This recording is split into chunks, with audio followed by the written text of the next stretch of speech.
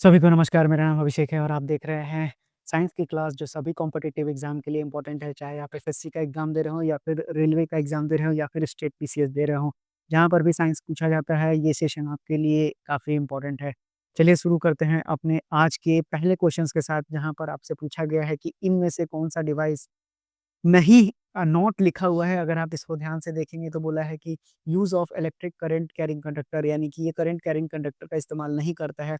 तो ये करता है, ये भी करता है और ये भी करता है। इलेक्ट्रिक हीटर नहीं करता है, इसमें नाइक्रोम का तार लगाया जाता है, ताकि उसको गर्म किया जाता है और फिर उससे हीट बाहर आता है। तो चलिए इस सवाल का तो जवाब हो गया। उसी तरह से आपको याद रखना है कि मोटर क्या होता है। मोटर आपका इलेक्ट्रिकल एनर्जी को मैकेनिकल एनर्जी में कन्वर्ट करता है। उसी तरह से अगर जनरेटर की बात करें तो ये मैकेनिकल एनर्जी को इलेक्ट्रिकल एनर्जी में कन्वर्ट करने का काम करता है। बात करें फ्लेमिंग राइट हैंड रूल की, तो आपको फ्लेमिंग राइट हैंड रूल याद रखना है, जनरेटर से संबंधित है। वहीं अगर मोटर की बात करें तो यहाँ पर आपको याद रखना है कि फ्लेमिंग लेफ्ट हैंड रूल होता है। चलिए अब बढ़ते हैं अब अपने अगले सवाल पर। अगला सवाल देखते हैं आपसे क्या पूछा गया है। आपसे कहता है कि एक रेजिस्टेंस दिया हुआ है आपके पास R इज इक्वल्स टू, आपके पास बोला है कि R ओम का एक रेजिस्टेंस दिया हुआ है और जो लेंथ है कॉपर वायर का वो दिया हुआ है 10 मीटर। अब आपसे बोलता है कि 5 मीटर अगर लंबा कॉपर तार हो गया, तो आपसे पूछा गया है कि रेजिस्टेंस कितना होगा? तो देखिए मैंने आपको बता चुका हूँ कि R कितना होता है, रो L बाई A होता है। तो आपसे बोला ही गया है शुरुआत में ही कि अगर लेंथ को, पहले लेंथ कितना था L था, अब लेंथ कितना हो गया L बाई 2, क्योंकि बोला है कि 5 हो गया है। चलिए देख लेते हैं, तो R डैश की वैल्यू कितनी हो जाएगी, रो L, अब L की जगह L बाई 2 हो जाएगा। तो ये आप हाफ को बाहर कर दीजिए और L बाई A को अलग कर दीजिए। तो R डैश कितना हो जाएगा आपका, R डैश की बात करें तो ये आपका कितना था, R के बराबर था, तो R रख दीजिए और ये हो गया 2। तो यानी कि कितना हो जाएगा, 0.5 R के बराबर आ जाएगा। तो यानी कि इस सवाल का सही उत्तर क्या हो जाएगा, आपका ऑप्शन नंबर ए। चलिए, अब बढ़ते हैं अपने अगले सवाल पर। आपसे पूछा गया है कि इनमें से कौन-सा इलेक्ट्रोलाइट यूज़ होता है इलेक्ट्रो रिफाइनिंग ऑफ कॉपर के लिए? तो बता दें आपको, कॉपर सल्फेट का यूज़ किया जाता है इलेक्ट्रोलिटिक रिफाइनिंग ऑफ कॉपर के लिए। इसमें इम्प्योर कॉपर को एनोड के फॉर्म में यूज़ किया जाता है और प्योर कॉपर शीट को कैथोड के फॉर्म में रखा जाता है।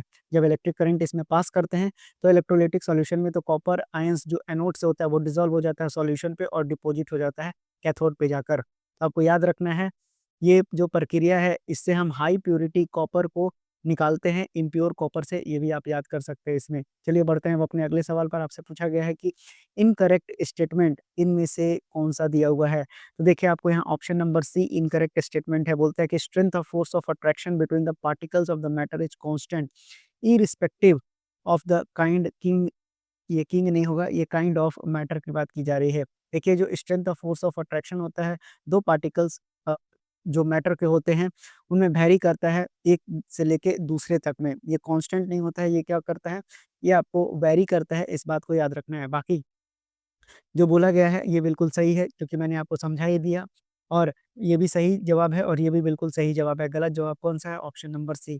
बढ़ते हैं अपने अगले सवाल पर। आपसे पूछा गया है कि what will happen during the free fall of a massive object under the influence of gravitational force of the earth? ज़ाहिर-सी बात है, क्या हो जाएगा आपका, तो ये आपका जो वेलोसिटी है मैसिव ऑब्जेक्ट का, वो इंक्रीज़ कर जाएगा। तो देखिए आपको मालूम होना चाहिए कि जो फ़ोर्स होता है वो कितना होता है, ये आपको जी m1 m2 upon r square के बराबर होता है। यहाँ पर जी किसकी बात की गई है, तो यूनिवर्सल ग्रेविटेशनल कांस्टेंट की बात की जा रही है। वहीं बात करें तो ये आपके पास 2 मासेस दिए गए हैं, ये हमेशा अट्रैक्ट करेंगे, इसीलिए ग्रेविटेशनल फ़ोर्स अट्रैक्टिव नेचर का होता है। अगर रिपल्सिव अगर होता है ग्रेविटेशनल फोर्सेस, तो इसका मतलब है कि ऑब्जेक्ट का मास नेगेटिव होना चाहिए था, जो कि पॉसिबल नहीं हो सकता है। इसीलिए ग्रेविटेशनल फोर्स हमेशा अट्रैक्ट करता है, और जब भी फ्री फॉल होगा मैसिव ऑब्जेक्ट का ग्रेविटेशनल फोर्स के अंतर्गत, तो ये क्या करेगा, जो वेलोसिटी होगा मैसिव ऑब्जेक्ट का वो बढ़ जाएगा। चलिए इसको याद कर लीजिएगा। अच्छा सवाल था, आपसे पूछा गया है कि इनमें से कौन-सा फ़ॉर्मूला है अल्कीन के लिए? तो मैंने आपको कई बार पढ़ाया है अल्केन, अल्कीन और अल्काइन के बारे में।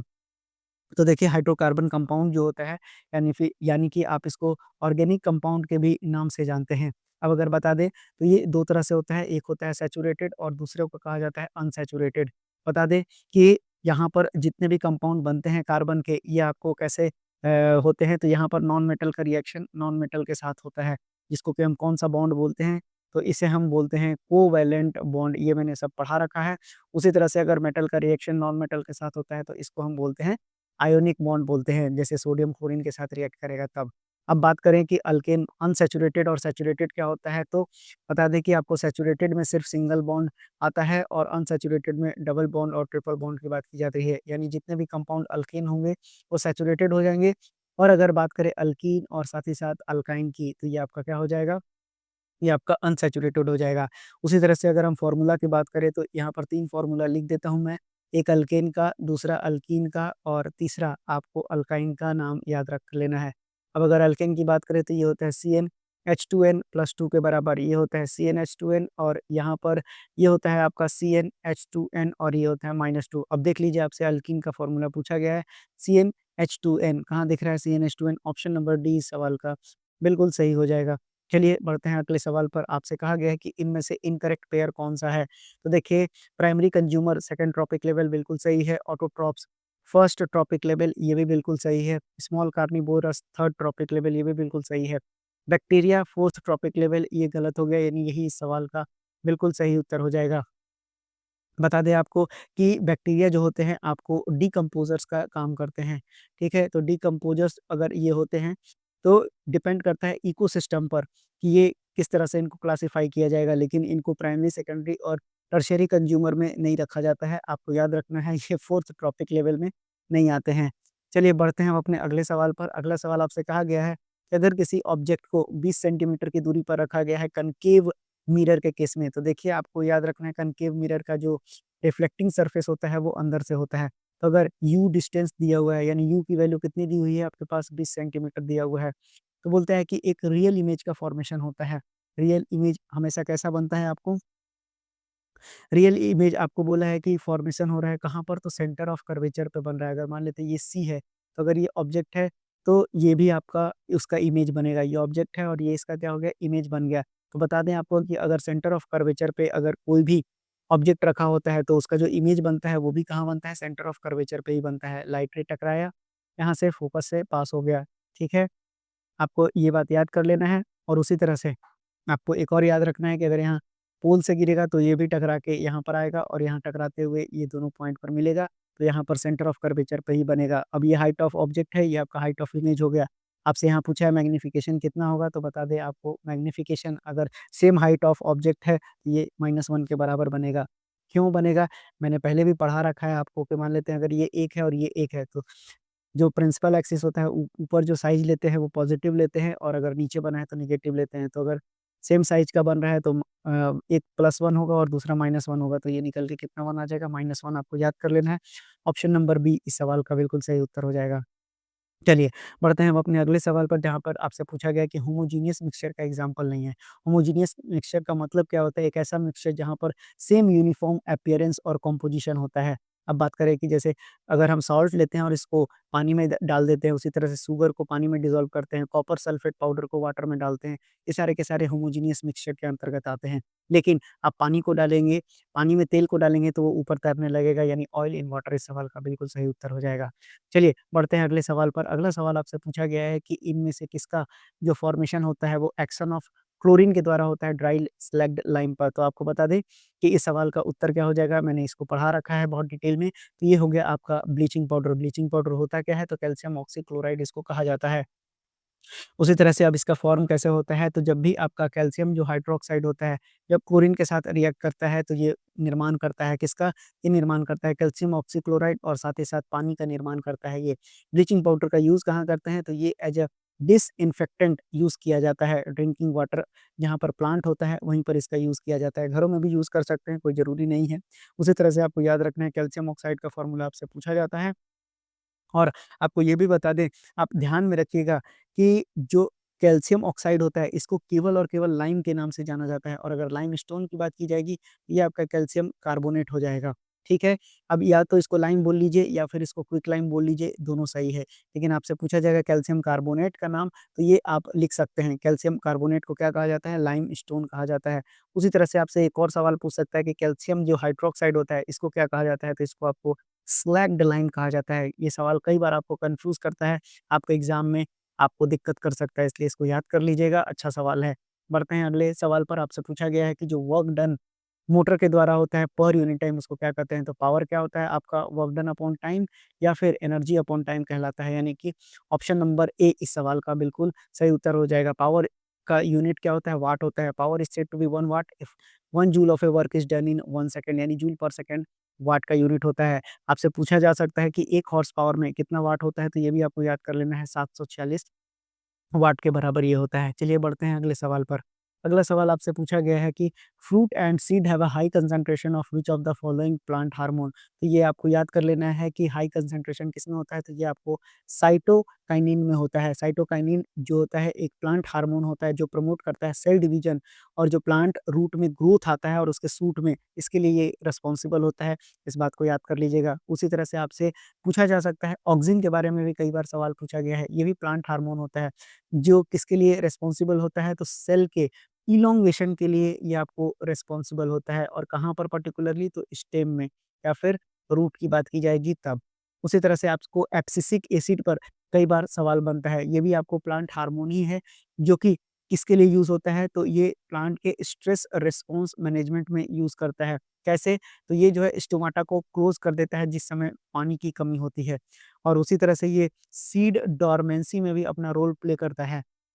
प्लांट के ग्रोथ में भी ये मदद करता है, साथ ही साथ एडवर्स कंडीशन में, मैंने आपको बताया ना कि एडवर्स कंडीशन के लिए ये रिस्पॉन्सिबल होता है, इसलिए आपसे ये सवाल बनता है, इसको याद कर लीजिएगा। बढ़ते हैं अपने अगले सवाल पर। बोलता है कि we observe geometrical shadow of an opaque object when the light is incident on it, this is due to the, देखिए ये तभी संभव होता है जब आपका जैसे ज्योमेट्रिकल शैडो अगर फॉर्म होता है, अगर लाइट ट्रेवल करता है आपका स्ट्रेट लाइन में, तो यानी कि ऑप्शन नंबर सी यहाँ पर बिल्कुल सही जवाब हो जाएगा। जब भी कोई ऑप्टिक ऑब्जेक्ट ब्लॉक करता है लाइट के पाथ को, तो ये जो है लाइट को एंटर करने से और फिर दूसरे जगह जाने से रोकता है, जिस कारण से आपका शैडो का निर्माण हो जाता है। तो इसको याद कर लीजिएगा, स्ट्रेट लाइन इस सवाल का बिल्कुल सही उत्तर हो जाएगा।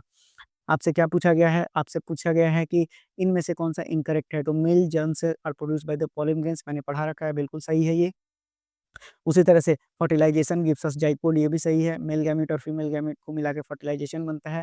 Female gamete is present in the stigma, ये बिल्कुल गलत जवाब है।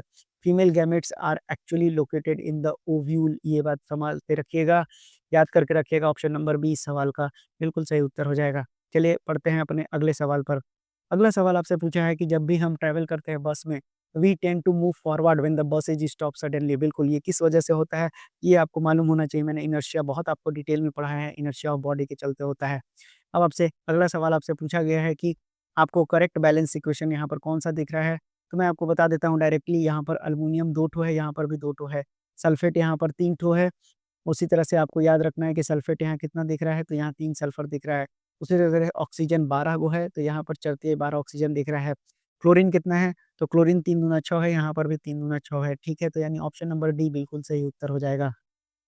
उसी तरह से बढ़ते हैं अपने अगले सवाल पर। आपसे पूछा गया है कि गैस्ट्रिक जो ग्लैंड है वो present in the wall of the stomach do not release, तो आपको बता दें कि गैस्ट्रिक ग्लैंड जो है पेप्सिन रिलीज करता है, हाइड्रोक्लोरिक एसिड और म्यूकस रिलीज करता है, सलाइवा जो है वो आपके जीभ में होता है इसलिए उसको रिलीज नहीं करता है। चलिए बढ़ते हैं अगले सवाल पर। आपसे पूछा गया है कि which of the following environmental factor plays a role in the sex determination of the few reptiles, तो देखिए इस सवाल का जवाब हो जाएगा, बहुत ही अच्छा सवाल है, आपको टेम्परेचर याद रखना है, यानी कि टेम्परेचर जो डिपेंडेंट सेक्स डिटर्मिनेशन होता है ये तब होता है, यानी आप देखे होंगे कि बहुत सारे जो जानवर होते हैं, जीव-जंतु होते हैं, उनका जो सेक्स डिटर्मिनेशन होता है, वो रेप्टाइल्स के केस में टेम्परेचर पर होता है, इसीलिए वो अपने अंडे को क्या करते हैं, गर्म करने का काम करते हैं।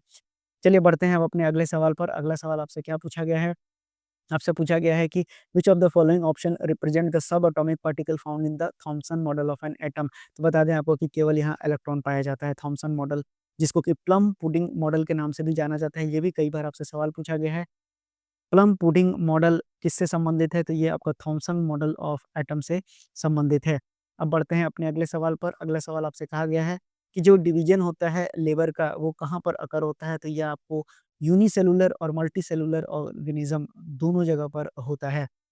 अब बता दें कि जो यूनिसेलुलर ऑर्गेनिज़म्स होता है वहाँ पर ऑर्गेनेल्स परफ़ॉर्म करता है एक स्पेशलाइज़्ड फ़ंक्शन को, जो कि एक फ़ॉर्म है डिवीज़न का, और किसके डिवीज़न का, तो लिवर डिवीज़न का ये जो है फ़ॉर्म करता है। और मल्टीसेलुलर ऑर्गेनिज़म्स में जो अलग-अलग सेल होते हैं, टिश्यू होते हैं और ऑर्गन्स होते हैं, इनका स्पेशलाइज़्ड फ़ंक्शन होता है, जिस कारण से ये लिवर डिवीज़न ऑफ लिवर करते हैं। तो ये सवाल बिल्कुल सही हो जाएगा, ऑप्शन नंबर डी। तो देखिए, ये था आपका आज का साइंस का सेशन, जो कि मैंने आपको 20 सवाल करा दिए। इन सवालों को पढ़ते चलिए।